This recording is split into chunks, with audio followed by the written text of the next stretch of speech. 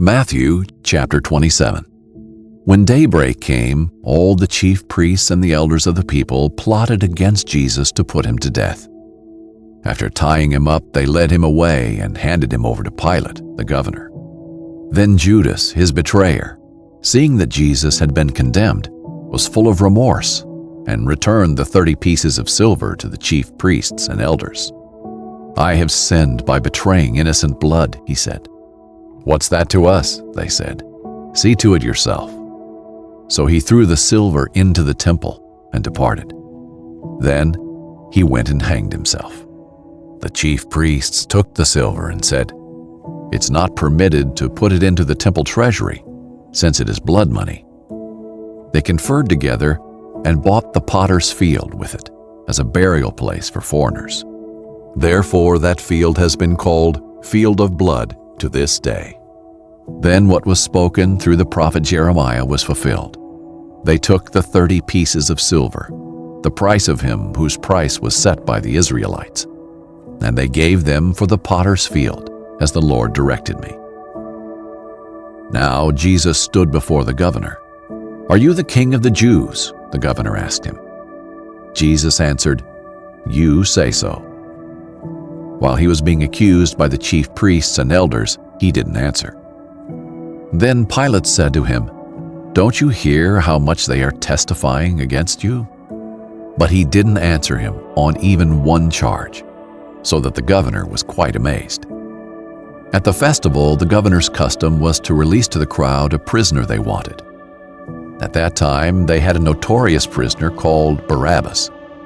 So when they had gathered together, Pilate said to them, "Who is it you want me to release for you, Barabbas or Jesus, who is called Christ?" For he knew it was because of envy that they had handed him over. While he was sitting on the judge's bench, his wife sent word to him, "Have nothing to do with that righteous man, for today I've suffered terribly in a dream because of him." The chief priests and the elders, however, persuaded the crowds to ask for Barabbas and to execute Jesus. The governor asked them, "Which of the two do you want me to release for you?" "Barabbas," they answered.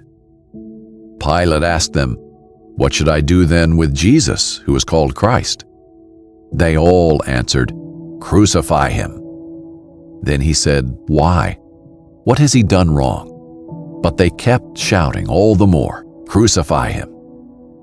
When Pilate saw that he was getting nowhere, but that a riot was starting instead, he took some water, washed his hands in front of the crowd, and said, "I am innocent of this man's blood.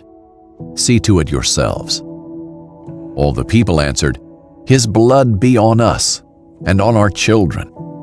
Then he released Barabbas to them, and after having Jesus flogged, handed him over to be crucified. Then the governor's soldiers took Jesus into the governor's residence and gathered the whole company around him. They stripped him and dressed him in a scarlet robe. They twisted together a crown of thorns, put it on his head, and placed a staff in his right hand. And they knelt down before him and mocked him, "Hail, King of the Jews!" Then they spat on him, took the staff, and kept hitting him on the head. After they had mocked him, they stripped him of the robe, put his own clothes on him, and led him away to crucify him. As they were going out, they found a Cyrenian man named Simon. They forced him to carry his cross. When they came to a place called Golgotha, which means place of the skull, they gave him wine mixed with gall to drink. But when he tasted it, he refused to drink it. After crucifying him, they divided his clothes by casting lots. Then they sat down and were guarding him there. Above his head, they put up the charge against him in writing, "This is Jesus, the King of the Jews." Then 2 criminals were crucified with him, one on the right and one on the left. Those who passed by were yelling insults at him, shaking their heads and saying, "You who would destroy the temple and rebuild it in 3 days, save yourself. If you are the Son of God, come down from the cross." In the same way, the chief priests with the scribes and elders mocked him and said, "He saved others, but he cannot save himself. He is the King of Israel. Let him come down now from the cross, and we will believe in him. He trusts in God. Let God rescue him now, if he takes pleasure in him. For he said, I am the Son of God. In the same way, even the criminals who were crucified with him taunted him. From noon until 3 p.m, darkness came over the whole land. About 3 p.m, Jesus cried out with a loud voice, Eli, Eli, lama sabachthani. That is, my God, why have you abandoned me? When some of those standing there heard this, they said, He's calling for Elijah. Immediately one of them ran and got a sponge, filled it with sour wine, put it on a stick, and offered him a drink. But the rest said, Let's see if Elijah comes to save him. But Jesus cried out again with a loud voice and gave up his spirit. Suddenly, the curtain of the sanctuary was torn in two from top to bottom. The earth quaked, and the rocks were split. The tombs were also opened, and many bodies of the saints who had fallen asleep were raised. And they came out of the tombs after his resurrection, entered the holy city, and appeared to many. When the centurion and those with him who were keeping watch over Jesus saw the earthquake and the things that had happened, they were terrified and said, Truly, this man was the Son of God.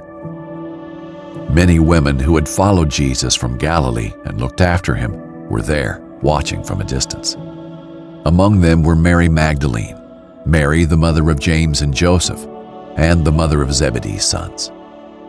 When it was evening, a rich man from Arimathea named Joseph came, who himself had also become a disciple of Jesus. He approached Pilate and asked for Jesus' body. Then Pilate ordered that it be released. So Joseph took the body, wrapped it in clean, fine linen, and placed it in his new tomb, which he had cut into the rock.